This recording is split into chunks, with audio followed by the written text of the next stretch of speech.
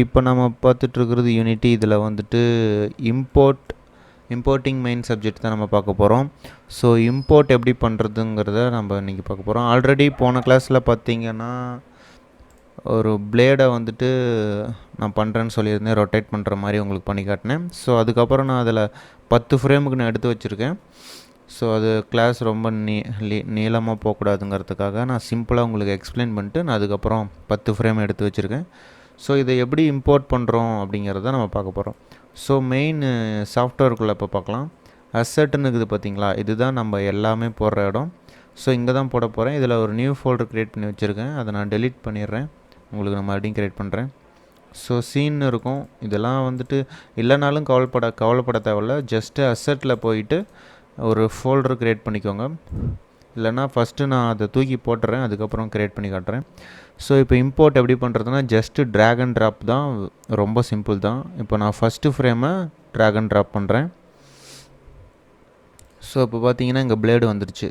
So இப்போ வந்து இந்த இது இம்போர்ட் ஆயிடுச்சு. ஒரே ஒரு ஃப்ரேம் மட்டும் இம்போர்ட் ஆயிடுச்சு. இங்கே பார்த்தீங்களா, இங்கே வியூ வரும், வியூஸ். இந்த பாக்ஸாக இருக்கிறதுலாம் பார்த்தீங்கன்னா பிஎன்ஜி. ஸோ இதே மாதிரி வந்துட்டு நம்ம வந்துட்டு ஒரு ஃப்ரேமை போட்டால் நம்மளுக்கு வந்துட்டு அனிமேஷன் வருமானு கேட்டிங்கன்னா வராது. ஸோ எல்லா ஃப்ரேமையும் போடணும். ஸோ மல்டிப்புளாக நம்மளுக்கு வேணுங்கிறனால நம்ம எல்லாத்தையும் செலக்ட் பண்ணணும். ஸோ இப்போ நான் இதை டெலீட் பண்ணிக்கிறேன். மல்டிப்புளாக எப்படி பண்ணுறதுனா ஷிஃப்ட் அழுத்தி லாஸ்ட்டை கிளிக் பண்ணிங்கன்னா வரும், இல்லைன்னா அப்படி ட்ராக் பண்ணுங்கள். ஸோ வேறு எதாவது ஃபைல் இருந்துச்சுன்னா உங்களுக்கு டிஸ்டர்பாக இருக்கும், கண்ட்ரோல் அழுத்தி செலக்ட் பண்ணிக்கலாம். ஸோ செலெக்ஷன்லாம் உங்களுக்கு தெரியும்னு நினைக்கிறேன். ஸோ இப்போ வந்துட்டு இது எல்லாத்தையும் நான் அப்படியே கொண்டு போகிறேன். 10 இமேஜையும் கொண்டு போய் இதில் விட்றேன். இப்போ வந்துட்டு கீழே பார்த்தீங்கன்னா தெரியும் இம்போர்ட் ஆகிட்டுருக்கு. இப்போ இம்போர்ட் ஆகிடுச்சு. இப்போ பாருங்கள் 10 இமேஜ் இங்கே இருக்குது. ஸோ இது நீங்கள் இதில் வந்துட்டு ஃபைல் மேனேஜரில் வந்துட்டு நீங்கள் இந்த மாதிரி செலக்ட் பண்ணலாம். ஆனால் வந்துட்டு அந்த மாதிரி வந்துட்டு யூனிட்டியில் நீங்கள் இப்படி கிளிக் பண்ணி இழுக்க முடியாது, செலக்ட் தான் பண்ண முடியும். ஒரு கிளிக் பண்ணிட்டு லாஸ்ட்டை வந்து ஷிஃப்ட் அழுத்தி செலக்ட் பண்ணலாம், 10 செலக்ட் ஆகும். இப்போ நம்ம ஒரு இதை தூக்கி நான் கொண்டு போய் நான் சீனில் போடுறேன் பாருங்கள், பிளேடு வந்துருச்சு. இங்கே வந்துட்டு கேம் வியூ நம்ம ஆல்ரெடி வச்சுருக்கோம். ஸோ இங்கே இந்த கேம் வியூ இங்கே இருக்குது. ஸோ இப்போ வந்துட்டு நான் இங்கே சுருக்கணுன்னா கேம் வியூலாம் அப்படி தான் வரும்.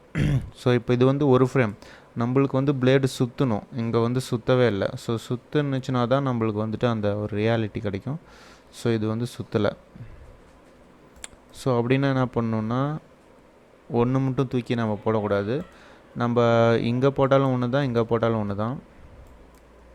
ஸோ நம்பர் 1லேருந்து நம்பர் 10 வரைக்கும் நான் செலக்ட் பண்ணிக்கிறேன் ஷிஃப்ட் அழுத்தி. இப்போ நான் கொண்டு போய் போட்டேன்னு வச்சுக்கோங்களேன், இங்கே பாருங்கள் ஒரு சீன் மாதிரி ஒன்று க்ரியேட் ஆகும், ஒரு நியூ அனிமேஷன் அப்படின்னு ஒன்று க்ரியேட் ஆகுது.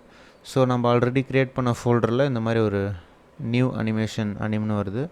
இதுக்கு நீங்கள் எதை வேணாலும் பேரை வச்சுக்கோங்க. அப்படியே சேவ் ஓகே கொடுத்துருங்க. அப்படி கொடுத்ததுக்கப்புறம் உங்களுக்கு பார்த்தீங்கன்னா 2 ஃபைல் க்ரியேட் ஆகிரும். இங்கே ஒரு ஃபைலு, இங்கே ஒரு ஃபைலு. ஸோ நீங்கள் இதுக்கு வந்துட்டு உங்களுக்கு தேவையான பேரை நீங்கள் சேஞ்ச் பண்ணிக்கலாம். ஸோ இப்போ பார்த்தீங்கன்னா இங்கே இருக்கிறது பார்த்தீங்கன்னா ஒரே ஒரு ஃப்ரேம் கிடையாது. ஏன்னா நம்ம ப்ளே பண்ணும் போது பார்த்தீங்கன்னா உங்களுக்கு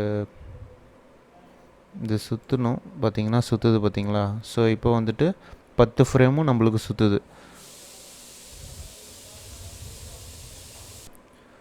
ஸோ வந்துட்டு நான் ஸ்டாப் பண்ணிடுறேன்.